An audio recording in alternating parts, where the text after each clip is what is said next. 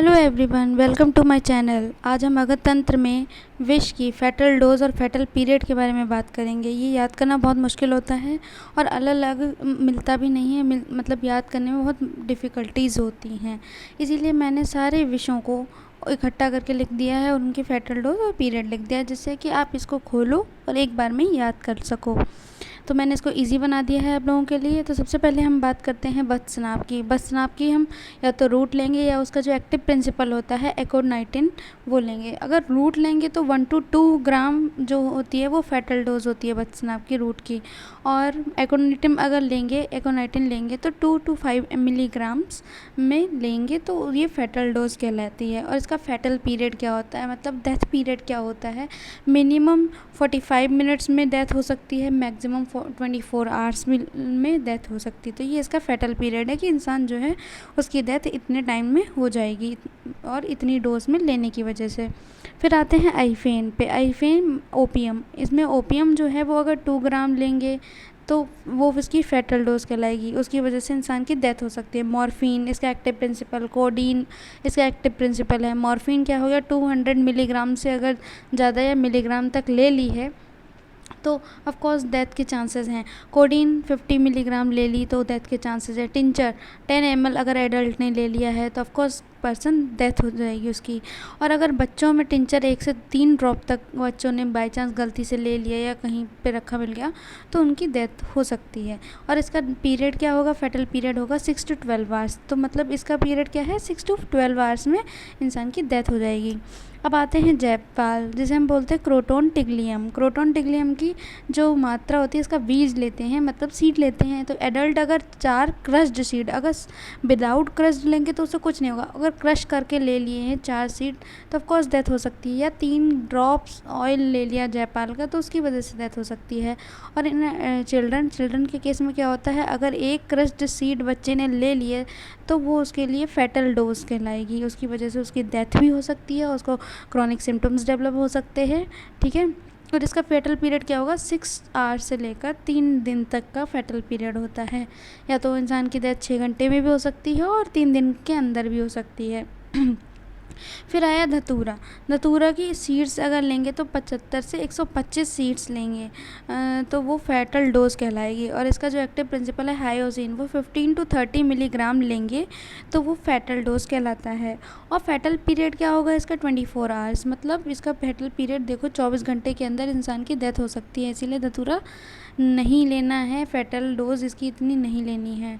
ठीक है, medicinal purpose से लेना है, ये ऐसे नहीं लेना है। गुंजा एब्रिन इसका एक्टिव प्रिंसिपल है, वो 90 to 120 मिलीग्राम mg ये फैटल डोज कहलाती है। और इसके सीड्स अगर हमने क्रश करके गुंजा के 1 से 2 ले लिए तो वो भी फैटल डोज में आएंगे। और इसका फैटल पीरियड क्या होगा, 2 से 5 दिन का होता है। ठीक है। अब आते हैं भल्लातक पे। भल्लातक का फ्रूट होता है, तो फ्रूट अगर 5 से 10 ग्राम ले लिया तो वो फैटल डोज कहलाएगी। फैटल पीरियड क्या होगा, 12 से 24 घंटे के अंदर डेथ हो सकती है। तो ये फिश का फैटल पीरियड है। अर्क की डोज अनसर्टेन है। ठीक है, नहीं पता कितनी डोज लेनी है। इवन दो इसका फैटल पीरियड क्या है, 12 आवर्स है। अभी अनसर्टेन एक अर्क की आती है और एक स्नूही की भी जो डोज है वो अनसर्टेन है।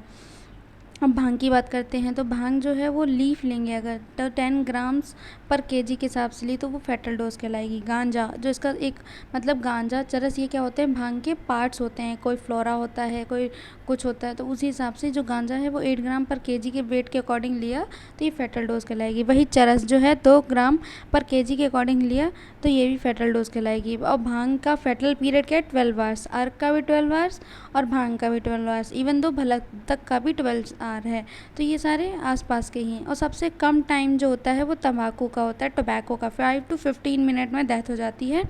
और इसका अगर एक्टिव प्रिंसिपल वही निकोटिन ले लिया 60 to 100 मिलीग्राम तो ये फैटल डोज है। और टोबैको 15 से 30 ग्राम ले ली तो ये भी फैटल डोज है।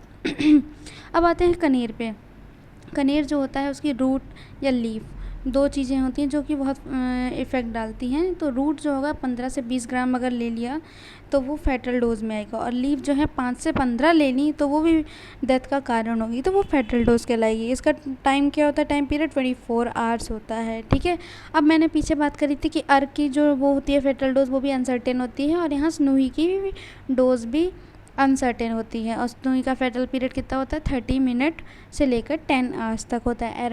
एरंड का जो सीड होता है वो 10 अगर ले लिए तो उसकी वजह से भी डेथ हो सकती है। और जो राइसिन करके इसका एक्टिव प्रिंसिपल होता है वो 6 मिलीग्राम्स तक फेटल डोज का काम करता है। और इसका फेटल पीरियड होता है 2 और मोर डेज, 2 दिन भी लग सकते हैं, 2 से ज़्यादा दिन भी लग सकते हैं। लांगली का जो एक्टिव प्रिंसिपल है कोलाकिसिन है, 7 to 60 मिलीग्राम्स अगर लेते हैं तो ये फेटल डोज कहलाती है। और इसका फेटल पीरियड जो होता है अनसर्टेन होता है। वही कुचला का हम अगर एक सीड लेते हैं तो वो फेटल डोज का काम करता है और फेटल पीरियड इसका 1 से 2 घंटे का होता है।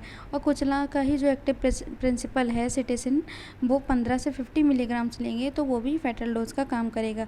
सेरेबेरा ओडेलम जो है उसका अगर एक सीड लेंगे तो वो भी फेटल डोज का काम करेगा और 1 से 2 दिन के अंदर इंसान की डेथ हो जाती है।